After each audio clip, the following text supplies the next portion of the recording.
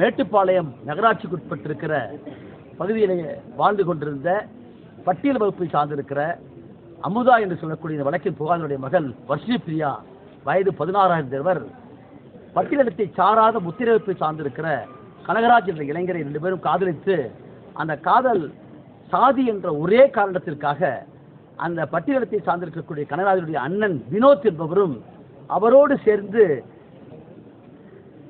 கந்தவேல், ஐயப்பன், சிந்தராஜ் ஆகிய 3 பேரும் சைத்திட்டம் தீட்டி ஏற்கனவே ஓராண்டு காலமாக அவர் காதலித்து வந்தவர்கள் அவர்களை எச்சரித்து மிரட்டியும் கூட அதற்கு பின்னால் இந்த வழக்கிலே 25/6/2019 மாலை 4 மணிக்கு சைத்திட்டம் தீட்டிவிட்டு 5:30 மணிக்கு அங்கே மட்டசாலை என்ற பகுதியிலே தன்னுடைய மகளும் கனகராஜும் வந்திருக்கிறாள் என்று தெரிந்து அமுதா அங்கு போய் பார்த்து கொண்டிருக்கிற போது இந்த வழக்கில் தண்டிக்கப்பட்டிருக்கிற வினோத் என்று சொல்லக்கூடிய கனகராஜுடைய அண்ணன் திட்டமிட்டே ஆயுதத்தோடு ஒரு கொடிய அருவாளோடு அங்கு சென்று அத்துமீறி வீட்டுக்குள்ளே நுழைந்து தன்னுடைய தம்பியை பார்த்து, நீ எப்படி இப்படி ஒரு தாழ்த்தப்பட்ட வகுப்பை சார்ந்தவர்களை திருமணம் செய்யலாம், எனக்கு எப்படி திருமணம் ஆகும் என்று சொல்லி ஏற்கனவே நீ சொன்னேன் கேட்டு சொல்லி அவர் கடூரமாக தாட்டியிருக்கிறார்.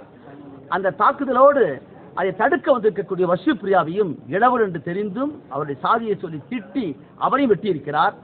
அந்த தினத்திலேயே கனகராஜ் அந்த இடத்திலே மேட்டுப்பாளையம் மருத்துவமனைக்கு கொண்டு செல்கிற போதே இறந்து விட்டார். வர்ஷினி பிரியாவை கொடிய காயத்தோடு அவர் கோவை அரசு மருத்துவமனைக்கு கொண்டு வந்து அங்கே 2 நாட்களுக்கு பிறகு இறந்து போனார். இந்த வழக்கிலே பாதியாக இருக்கக்கூடிய அமுதாவுடைய புகாரின் பேரில் தான் மேட்டுப்பாளையம் அங்கிருக்கிற காவல்துறை வன்கொடுமை தடுப்பு சட்டத்தில் 2 பேர் கொலையாக இருக்கிற காரணத்தினால் இந்த வழக்கை மாவட்ட காவல்துறை துணை கண்காணிப்பாளர் என்ற முறையில் அவர்தான் இந்த வழக்கை புலனாய்வு விசாரிக்க எடுத்துக்கொண்டார். அப்படி எடுத்து விசாரிக்கிற போதே சைத்திட்டம் தீட்டிருக்கிற விவரத்தையும் கூட நேரிலே பார்த்தவர்களை பற்றி தெரிந்து கொண்டு சாட்சியாக போட்டார்கள். இந்த வழக்கை ஒரு சரித்திரபூர்வமான ஒரு வழக்காக இந்த வழக்கு இன்றைக்கு இந்த கோவை மாவட்டத்தில் சிறப்பு அமர்வு நீதிமன்றம் வன்கொடுமை தடுப்பு சட்டத்தின் கீழ் ஒவ்வொரு மாவட்டத்திலேயும் இதற்கு எக்ஸ்க்ளூசிவ் ஸ்பெஷல் கோர்ட் வேண்டும் என்று சொல்லியிருக்கிறார்கள். அந்த அடிப்படையில் தான் இந்த வழக்கு தொடர்ந்து நடந்து கொண்டிருக்கிற போதே நிறுவப்பட்டு அந்த வழக்கில் தற்போது இருக்கக்கூடிய மாண்புமிகு சிறப்பு நடுவர் அவர்கள் விவேகானந்தா அவர்கள் இந்த வழக்கை விசாரித்து தீர்ப்பினை ஏற்கனவே 4 பேரையும் வினோத் உட்பட சதி என்பது இதில் நிரூபிக்கப்படவில்லை என்று சொல்லி அவரை விடுதலை செய்து விட்டார்கள். ஆனால் வினோத்தை பொறுத்தவரை அவர் இதில் குற்றவாளி என்று சொல்லி 448 இந்திய தண்டனை சட்டம் இப்படி கிரிமினல் ட்ரெஸ்பாஸ் வீட்டுக்குள் தூண்டு அத்துமீறி புகுவது, அதே போல 2 பேரையும் வெட்டி அருவாளால் கொண்டிருக்கிற காரணத்தினால் 302, அதே போல் வன்கொடுமை தடுப்பு சட்டத்துடைய 325 என்ற முறையில் அந்த பிரிவின் கீழ் குற்றவாளி என்று சொல்லி அவர் நிரூபித்தார். அது மட்டுமல்ல, இந்த வழக்கு மிக முக்கியமான வன்கொடுமை தடுப்பு சட்டத்தில் இருக்கிற காரணத்தினால் அவர் கொலை குற்றவாளி வன்கொடுமை சட்டத்தின் கீழ் தண்டிக்கப்பட்ட காரணத்தினால் உயர்ந்தபட்ச தண்டனை அதற்கு உண்டான காரணத்தினால் 23ஆம் தேதி குற்றவாளி என்று மட்டும் அந்த தண்டனை தீர்ப்பளித்துவிட்டு தண்டனையை பற்றி சொல்வதற்காகத்தான் இன்றைக்கு போட்டிருந்தார்கள். சட்டப்படி 235 உபப்பிரிவு 2 படி சிஆர்பிசியின் படி இப்பொழுது இருக்கிற பிஎன்எஸ்எஸ் 758 படி ஒரு உச்சபட்ச தண்டனை கொடுக்கிற போது பாதிக்கப்பட்டவரையும் கேட்க வேண்டும், குற்றவாளியும் கேட்க வேண்டும், சிறப்பு வழக்கறிஞரும் கேட்க வேண்டும். அந்த அடிப்படையிலே காலையிலே இந்த வழக்கில் 3 தரப்பாரையும் அவர் இன்றைக்கு கேட்டார்கள்.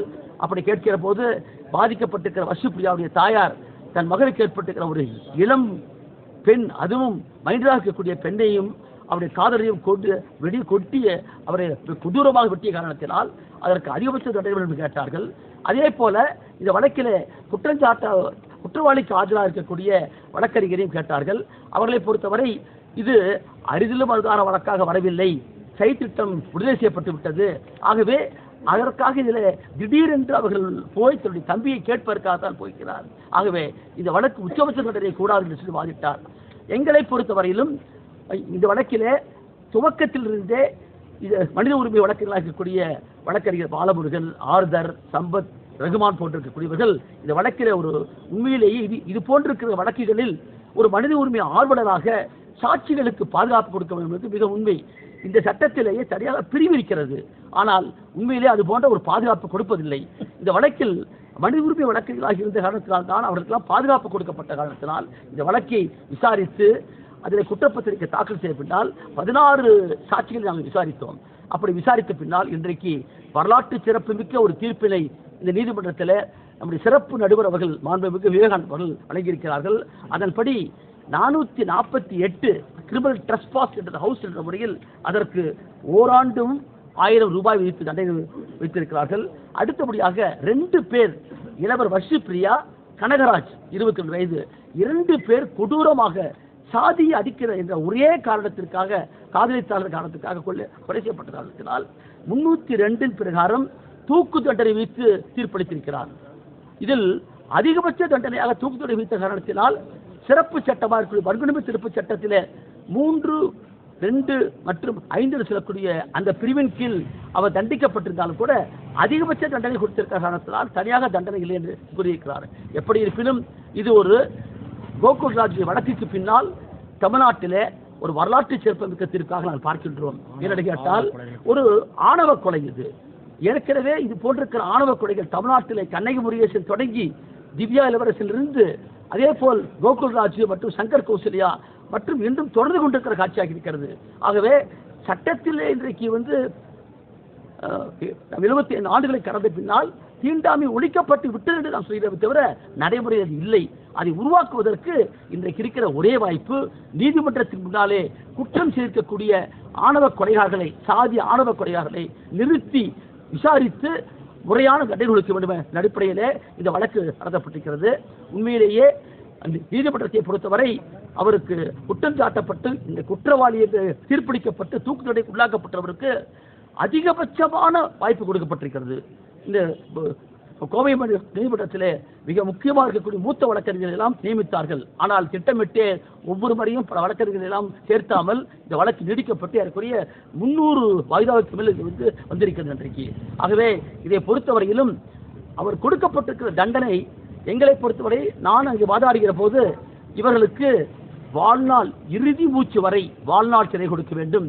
எந்த விதமான ரெமிஷனோ எந்த விதமான பரோல் போன்ற எந்த விதமான உரிமையும் கொடுக்காமல் கொடுக்க வேண்டும் என்று சொன்னோம். ஆனால் நீதிமன்றம் சாதி என்ற ஒரே காரணத்திற்காகத்தான் இந்த காதல் கொல்லப்பட்டிருக்கிறார்கள். ஆகவே உச்சபட்ச நீதிமன்றம் அவர் பார்த்திருக்கிற பல நீதிமன்ற தீர்ப்புகளை படித்துவிட்டு 1980ஆம் ஆண்டு பச்சன் சிங் வழக்கில் கான்ஸ்டிடியூஷனல் பெஞ்ச் கொடுத்திருக்கிற தீர்ப்பு, மச்சி சிங் வழக்கில் கொடுத்திருக்கிற தீர்ப்பு அக்ரவேட்டிங் மிட்டிகேட்டிங் சர்க்கம்ஸ்டான்சஸ் சொல்வார்கள். அரிதிலும் அரிதான வழக்கு என்பது இந்த மனிதன் இன்றைக்கு தண்டிக்கப்பட்டிருக்கிற மனிதன் சமூகத்தில் வாழ்வதற்கே இன்னைக்கு லாயக்கற்றவர். அவரால் இந்த சமூகம் பழுதடைந்துவிடும், மாசுபட்டுவிடும் என்ற காரணத்தினால் அவருடைய பார்வையில், நீதிமன்றத்தின் பார்வையிலே அரிதிலும் அரிதான வழக்குக்கு தூக்கு தண்டனை என்று கொடுத்திருக்கிறார்கள். ஆகவே இந்த தீர்ப்பை பொறுத்தவரை ஒரு வரலாற்று சிறப்புமிக்க தீர்ப்பு. எங்களை பொறுத்தவரை இனிமேல் கொண்டாவது சமூகத்தில் இது போன்றிருக்கிற சாதிய வன்முறை இருக்காது, சாதிய ஆதிக்கத்தின் வன்முறை அது நீடிக்கக்கூடாதவருக்கு இந்த நீதிமன்றம் கொடுத்திருக்கிற மிக முக்கியமான தீர்ப்பாகும். அந்த அடிப்படையிலே நாங்கள் கேட்பதெல்லாம் தண்டனை அல்ல எங்களுக்கு முக்கியம். அதை காட்டிலும் இந்த சமூகத்தில் ஏற்கனவே லா கமிஷன் 242 கீழ் தனிச்சட்டம் வேண்டும் என்று சொல்லி லா கமிஷன் சட்ட கமிஷன் பரிந்துரைத்தது. 2012ஆம் ஆண்டே நம்முடைய பாராளுமன்றத்திலே ராஜ்யசபாவிலே இதற்கான ஒரு மசோதா கொண்டு வரப்பட்டது. ராஜஸ்தானிலே ஒரு சட்ட திருத்தம் கொண்டு வரப்பட்டது. ஆனால் தனிச்சட்டம் இல்லாத காரணத்தினால் தான் தொடர்ந்து இது போன்ற வன்முறைகள் வெடித்துக் கொண்டிருக்கின்றன. தமிழ்நாட்டில் இன்றைக்கும் தொடர்கிறது. அது பள்ளிக்கரணையில், நம்முடைய திருச்செங்கோடு சத்தியமங்கலத்தில் என்று சொல்லி தமிழ்நாடு ஒரு சமூக நீதிக்கான களமாக இருந்தாலும் கூட சாதி என்பது 2000 ஆண்டுகளாக உருவாக்கப்பட்டிருக்கிற ஒரு கொடுமையான என்ற முறையில் தான் ஒருவரை ஒருவர் வயது வந்த ஒருவரும் வயது வந்த பெண்ணுமானும் காதலிப்பது என்பது இயற்கையில் பார்ப்பட்டது. சட்டம் அங்கீகரிக்கிறது. இந்த சமூகத்தை சமத்துவப்படுத்துவதற்கு சாதியை ஒழித்து சாதி அற்ற திருமணம், சாதி மறுப்பு திருமணம் தான் வேண்டும் என்று சொல்லி அம்பேத்கரும் பெரியாரும் போன்றிருக்கிறவர்களெல்லாம் போராடினார்கள். சட்டம் உருவப்பட்டது. ஆகவே இந்த இருக்க தீர்ப்பானது ஒரு சிறந்த தீர்ப்பாக நான் பார்க்கின்றேன். இது தனிப்பட்ட முறையில் நான் ஒரு சிறப்பு வழக்கறிஞராக மட்டுமல்ல, நான் முகமே தவிர எனக்கு பின்னாலே வழக்கறிஞர் பாலமுருகன் போன்றிருக்கிறவர்கள், ஆர்தர் போன்றிருக்கிறவர்கள், சம்பக் ரகுமான், நிக்கோலஸ் போன்றிருக்கிறவர்கள், இளம் வழக்கறிஞர்கள் இன்றைக்கு நூற்றுக்கணக்கான பேர் திரண்டிருக்கிறார்கள். இது உண்மையிலேயே 76ஆம் ஆண்டில் இந்த அரசியல் சட்டத்தை ஏற்றுக்கொண்டு நாம் பொறுத்திருக்கிற இந்த 76ஆம் ஆண்டில் சமூகத்தில் சமத்துவம் வேண்டும் என்று சொன்னால் சமூக நீதியோடு கொண்டிருக்க வேண்டும் என்பதை ஏற்படுத்துவாக இருக்கிறது. ஆகவே இந்த வழக்குக்காக இந்த நியாயமான ஒரு தீர்ப்பு கிடைப்பதற்காக இளம் வழக்கறிஞர்கள் பல்வேறு, குறிப்பாக இளம் பெண் வழக்கறிஞர்கள் வந்து அவைகளை கண்டதும், அவங்களுடைய வாதங்களை கேட்டதும், அவருடைய கருத்துக்களை தெரிவித்ததும் உண்மையிலே பாராட்டுக்குரியது. அதே போல இந்த வழக்கிலே காவல்துறையினுடைய சார்பில் ஏறக்குரிய துவக்கத்தில் இருந்திருக்கக்கூடிய அந்த காவல் ஆய்வாளர் ரமணீத கிருஷ்ணன் சொல்லக்கூடியவர், அதேபோல் இந்த வழக்கிலே வந்து ஒவ்வொரு முறையும் சாட்சிகளை கொண்டு வரக்கூடிய ஜேசுபாலன் மற்றும் லதா என்று சொல்லக்கூடிய பெண் காவலர், இவர்கள் எல்லாம் உண்மையிலே பாராட்டுகின்றேன். என்று கேட்டால் காவல்துறை இதை போன்றிருக்கிறவைகளை செய்கிற போதுதான் அரசியல் சாசனத்துடைய முகப்பில் கண்டிருக்கிற உண்மையான ஒரு சமத்துவத்தை உணர முடியும். ஆகவே இந்த வழக்கில் உதவி செய்திருக்கக்கூடிய இளம் வழக்கறிஞர்கள், மூத்த வழக்கறிஞர்கள், மனித உரிமை வழக்கறிஞர்கள், குறிப்பாக கோவையிலே தமிழ்நாட்டிலேயே இப்பேற்பட்ட ஒரு சிறப்பான ஒரு வழக்கறிஞர் பங்களிப்பு நான் பார்த்தேன். கோகுல்ராஜ் வழக்கிலே மதுரையிலே கொடுக்கிற போது இந்தியாவே வந்திருந்தது, உலகம் முழுக்க வந்திருந்தார்கள் பார்த்தோம். அதே போல இன்றைக்கு இளம் வழக்கறிஞர்கள் இவ்வளவு பேர் பங்கு கொண்டிருப்பது பாராட்டுக்குரியது. அதே போல ஊடக நண்பர்கள் உண்மையிலேயே பாராட்டுக்குரிய கேட்டால் ஊடகத்தினுடைய வன்மை அதனுடைய தொடர்பு இருக்கிறதே, அது இன்றைக்கு மக்களுக்கு செல்கிற போதுதான் இது ஒரு கருத்து பௌதிக சக்தியாக மாற முடியும். சாதி என்பது ஒரு மனநுழை தான், ஒரு நோய் நெறி என்கின்றார் அம்பேத்கர். ஆகவே அதை போக்குவதற்கு கல்டிவேஷன் ஆஃப் மைண்ட் என்ற வார்த்தையை பயன்படுத்துகிறார். அதற்கு ஊடகங்கள் இன்றைக்கு மிகப்பெரிய கோவையில் இருக்கக்கூடிய கோவைக்கு என்று ஒரு வரலாறு இருக்கிறது. அந்த அடிப்படையில் ஊடக நண்பர்கள், பத்திரிகையாளர்கள் இந்த வழக்கிற்கு வந்து இந்த விவரத்தை கேட்டதும் இவர்களை பரப்புவதற்கு உதவி செய்வதற்காக நான் அத்தனை பேருக்கும் நன்றி சொல்ல கடமைப்பட்டிருக்கிறேன். அதே போல சமூக இயக்கங்கள் பல பேர் இதில் பங்கெடுத்திருக்கிறார்கள். அவர் உட்பட அத்தனை பேருக்கும் நன்றி தெரிவித்துக்கிறேன். கண்டிப்பா செய்வாங்க. இப்ப ஜட்ஜ்மெண்ட் வாங்கி நாங்கள் பார்த்துட்டு எங்களை பொறுத்த வரைக்கும் இந்த வழக்கு நடத்தியது என்ற முறையில் கிரிமினல் கான்ஸ்பிரசி, குற்றமுறு சதி என்பதற்கு அசைக்க முடியாத ஆதாரமாக சாட்சி இருக்கிறது. ஆகவே அந்த அடிப்படையில் விடுவிக்கப்பட்டிருக்கிற அந்த செக்ஷன் கீழையும் நாங்கள் மேல்முறை செய்வோம். அந்த அடிப்படையில் வந்து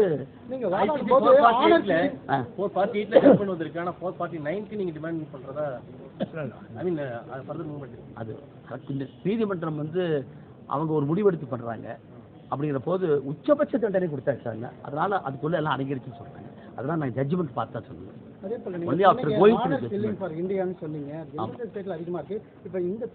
இந்தியாவிலேயே வந்து இப்ப 2024 ஆண்டு ஒரு சென்சஸ் எடுத்தோம். 2020 24 வரைக்கும் இந்தியா முழுக்க இருக்கக்கூடிய மாநிலங்கள்ல ரைட் டு இன்ஃபர்மேஷன் ஆக்ட்ல போட்டு இந்த சட்டம் எந்த அளவுக்கு அமல்படுத்தப்பட்டிருக்கிறது. ஏன்னா this is a preventive act. ஒரு குற்றம் நடந்த பிறகு வரதில்லை. பேரே பார்த்தீங்கன்னா பிரிவென்ஷன் ஆஃப் அட்ராசிட்டிஸ் ஆக்ட் ஆகுது. வன்கொடுமை தடுப்பு சட்டம் வருவதற்கு முன்பாகவே அந்த மாவட்ட நிர்வாகம், காவல்துறை, ஆட்சியாளர்கள் வந்து ஆக்ட், அதாவது அட்ராசிட்டி ப்ரோன் ஜோன் என்று சொல்லி அவர்களை வந்து ஆய்வு செய்யணும். அதுக்காக நோடல் ஆஃபீஸர்ஸ் இருக்காங்க, அதுக்காக போலீஸாக இருக்காங்க, தனி மாவட்ட அதிகாரிகள், செயலாளர், தலைமைச் செயலாளருடைய ஈக்குவல் ரேங்கில் ஒருத்தர் இருக்காரு. இதெல்லாம் வந்து இது சட்டத்தில் இருக்குது. ஆனால் நடைமுறையில் வந்து அமல்படுத்தவில்லை.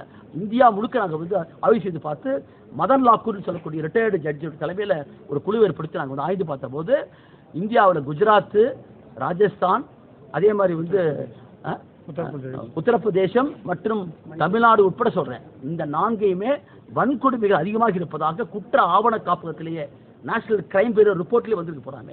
தமிழ்நாடு ஒரு சமூக நீதிக்கான களமாக இருந்தாலும் கூட இந்த சாதி ஆணவ கொலைகளை பொறுத்த வரைக்கும் தொடர்வது என்பது நிச்சயமாக ஏற்றுக்கொள்ள முடியாது. வேங்கவையில பார்த்தோம், இந்த வந்து அதே டிஓடி பட்டியெல்லாம் பலதான் பார்த்துருக்கிறோம். ஆகவே இன்னும் வந்து மக்களுடைய விழிப்புணர்வு வருங்க. அதற்கு இந்த வழக்கில் கொடுத்திருக்கிற தீர்ப்பு என்பது ஒரு முன்மாதிரியாக பாடமாக அமையும் என்று கேட்கிறேன். இரட்டை ஆயுள் வந்து கொடுங்க, அது மரணத்துக்கு மேல உண்டான தண்டனை அப்படின்னு சொல்லி வாதத்தை வச்சு அதே தாண்டி இந்த இதை எப்படி அது வந்து நீதிமன்றத்துடைய முடிவை நாம் சொல்ல முடியாது. நாங்க ஒரு கருத்தை வைக்கிறோம். இப்ப 4 பேர் விடுதலை பண்ணான்னு நான் கேட்ட மாதிரி அது அவர் வந்து சாட்சியங்க அடிப்படையில், ஆவணத்தின் அடிப்படையில் அவர் சொல்றாரு. அதை நாங்கள் மேல்முறையில் போய் தப்பு சொல்றது வாய்ப்பு இருக்குது. இதில் என்ன சொல்றோம்னா, அதாவது தூக்கு தண்டனை என்பது உலகத்தில் இருக்கக்கூடிய 193 நாடுகள் ஏற்கனவே வந்து 130 நாடுகளில் ஒழிக்கப்பட்டாச்சு. இது வந்து என்னன்னா காந்தி உட்பட இன்னைக்கு என்ன சொல்றாங்கன்னா அவரை திருத்தணும் அப்படின்னு சொல்றாங்க. நான் வந்து ஒரு அரசு வழக்கறிஞராக இருக்கக்கூடிய வந்து மேக்ஸிமம் பனிஷ்மெண்ட் கேட்கணும். அந்த அடிப்படையில் தான் வந்து வாழ்நாள் சிறை, இறுதி மூச்சு இருக்கிற வரை, till the last breath he should serve as a life convict without any sort of remission, parole and other things and all போட்டு கேட்கலாம். அமுதாக கருத்து சொல்லுங்க. நீ சொல்லுங்க. அன்னைக்கு 25/2019 அன்னைக்கு தீர்ப்பு நல்லபடியா முடிஞ்சு. நான் நினைச்ச மாதிரியே நடந்துருச்சு. நம்ம பாலமுருகன், பாப்பா மோகன் sir, Ravanan sir, Raman sir, Sampath sir எல்லாருமே எனக்கு தோளை தட்டி நாங்கள் இருக்கம்மா, நீ கவலைப்படாத, தண்டனை வாங்கி கொடுத்துடலான்னு சொல்லி சொன்னாங்க. அதே மாதிரி நல்லதாக எனக்கு பண்ணி கொடுத்துட்டாங்க. அவங்களுக்கு நான் நன்றி சொல்லிக்கிறேன்.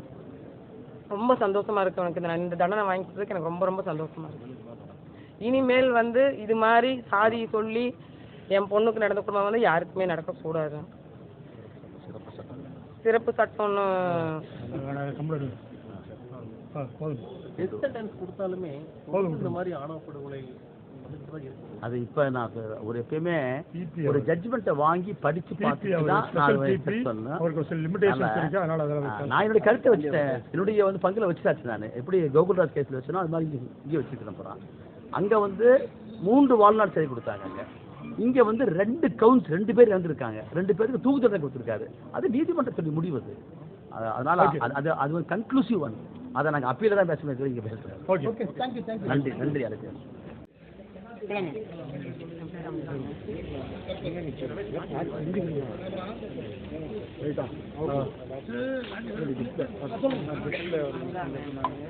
இந்த தீர்ப்பு வரவேற்க ரொம்ப நன்றி. எனக்கு ஆரம்பத்துலேருந்து நாயகன் சார், எல்லா அனைத்து எல்லாருமே வக்கீலுங்க எல்லாருமே எனக்கு நல்லபடியாக ஹெல்ப் பண்ணாங்க. எனக்கு ரொம்ப சந்தோஷம். இதுக்கு மேலே இன்னொரு தனி ஒரு சட்டம் கொண்டு வரணும். என் பொண்ணுக்கு நடந்தது வேறு எந்த பொண்ணுக்கும் நடக்கக்கூடாது. அண்ணா நீங்கள் அண்ணா சென்டர் வந்துடுங்கண்ணா. அக்கா கொஞ்சம் கேமரா பின்னாடி இல்லை தான். அதே முன்னாடி வரலாம். எல்லாரும் பக்கத்தில் கடந்த 2019ஆம் ஆண்டு மேட்டுப்பாளையத்தில் வசித்து வந்த அமுதா என்பவருடைய மகள் வர்ஷினி பிரியாவும் கனகராஜ் என்கிற இளைஞனும் காதலித்து வந்த நிலையில் பட்டியல் சாதி பெண்ணான வர்ஷினி பிரியாவை காதலித்த குற்றத்திற்காக கனகராஜ், வர்ஷினி பிரியா ஆகிய 2 பேரையுமே கனகராஜினுடைய உடன் பிறந்த சகோதரர் குற்றவாளி வினோத்குமார் மிக கொடூரமான முறையில் எப்படி கீழ்சாதி பெண்ணை நீ திருமணம் முடிக்கலாம் என்கிற சாதிய ஆணவத்தோடு மிக கொடூரமான முறையில் ஆணவ படுகொலை செய்திருக்கிறார். இந்த வழக்கு விசாரணைக்கு உட்படுத்தப்பட்டு இன்றைய தினம் தீர்ப்பு வழங்கப்பட்டிருக்கிறது. இந்த வழக்கில் வினோத்குமார் குற்றவாளி என்று தீர்ப்பளிக்கப்பட்டு சாகும் வரை தூக்கு என்கிற தண்டனை விதிக்கப்பட்டிருக்கிறது. இந்திய தண்டனை சட்ட பிரிவு 302 பிரிவின் கீழ் அதிகபட்ச தண்டனையாக தூக்கு வழங்கப்பட்டிருக்கிற காரணத்தினால் வன்கொடுமை தடுப்பு சட்ட பிரிவில் தண்டனை தேவையில்லை என்கிற கருத்தை பதிவு செய்திருக்கிறார். இந்த தீர்ப்பு ஆணவ படுகொலை செய்யக்கூடிய சாதி வெறியர்களுக்கும் சாதி மறுப்பு திருமணம் புரிபவர்களை சாதியின் பெயரால் வன்முறைக்கு ஆளாக்கப்படுபவர்களுக்கும் ஒரு சிறந்த பாடமாக இருக்க முடியும். இந்த வழக்கை மட்டுமல்ல, தமிழகத்தில் இந்தியாவில் நடைபெறுகிற சாதிய ஆணவ படுகொலைகளை மத்திய மாநில அரசுகள் கவனத்தில் எடுத்துக்கொண்டு சாதி ஆணவ படுகொலைக்கு எதிராக சிறப்பு சட்டம் ஒன்றை கொண்டு வர வேண்டும் என்று நாங்கள் தொடர்ச்சியாக குரல் கொடுத்து வருகிறோம். இந்த வழக்கையும் இது போன்ற வழக்கையும் முன்னுதாரணமாக எடுத்துக்கொண்டு மத்திய மாநில அரசுகள் சாதி ஆணவ படுகொலைக்கு எதிராக ஒரு தனி சிறப்பு சட்டம் கொண்டு வர வேண்டும் என்று இந்த நேரத்தில் நாங்கள் தெரியப்படுத்திக் கொள்கிறோம். வர்ஷினி பிரியாவிற்கும் கனகராஜுக்கும் ஏற்பட்டிருக்கிற இந்த வன்முறை வேறு யாருக்கும் நிகழாத வண்ணம் தடுப்பதற்கு இந்த சாதிய ஆணவ படுகொலைக்கு எதிரான சட்டம் பயன்படும். எனவே அந்த சட்டத்தை உடனடியாக நடைமுறைப்படுத்த வேண்டும் என்று கேட்டுக்கொள்கிறோம். இந்த வழக்கில் மிக சிறந்த முறையில் எங்களுடைய பாதிக்கப்பட்டவர்களுடைய வாதத்தை எடுத்து வைத்த மூத்த வழக்கறிஞர் பாப்பா மோகன் அவர்களுக்கும் பாலமுருகன் அவர்களுக்கும் ஆர்தார் அவர்களுக்கும் சம்பத் உள்ளிட்ட வழக்கறிஞர் பாப்பா மோகன் ஐயா அவர்களுடைய மூத்த இளைய வழக்கறிஞர்களுக்கும் இந்த வழக்கில் உறுதுணையாக இருந்த தமிழ் புலிகள் உள்ளிட்ட சமூக சீர்திருத்த இயக்கங்களுக்கும் இந்த நேரத்தில் நெஞ்சார்ந்த நன்றியை சொல்ல கடமைப்பட்டது. இதுவரைக்கும் நடந்த ஆணவ படுகொலைக்கு எண்ணிக்கை அடிப்படையில் மிக குறைவுதான். இப்போ நாங்கள் கூட வாதத்தை வைக்கும்போது கூட அதிகபட்ச பண்ண தூக்கு வேண்டாம், சாகும் வரை ஆயுள் சிறை வச்சா போதுங்கிற அடிப்படையில் நாங்களாம் மனித உரிமை மீறலுக்கு எதிராக செயல்படுகிற காலத்தில் அந்த வாதத்தை கூட வச்சோம். தூக்கு என்பது ஒரு சில வழக்குகள் தான் வழங்கப்பட்டிருக்கிறது. ஆனாலும் இந்த தண்டனை என்பது ஆணவ படுகொலைக்கு எதிரான சிறப்பு சட்டத்தின் அடிப்படையில் வழங்கப்பட்டால் இன்னும் அது கூடுதலான சிறப்பாக இருக்க முடியும் என்கிற காரணத்தில் அந்த வழக்கை நாங்கள் திரும்ப அந்த சட்டத்தை கேட்டுட்டேன். ஓகே.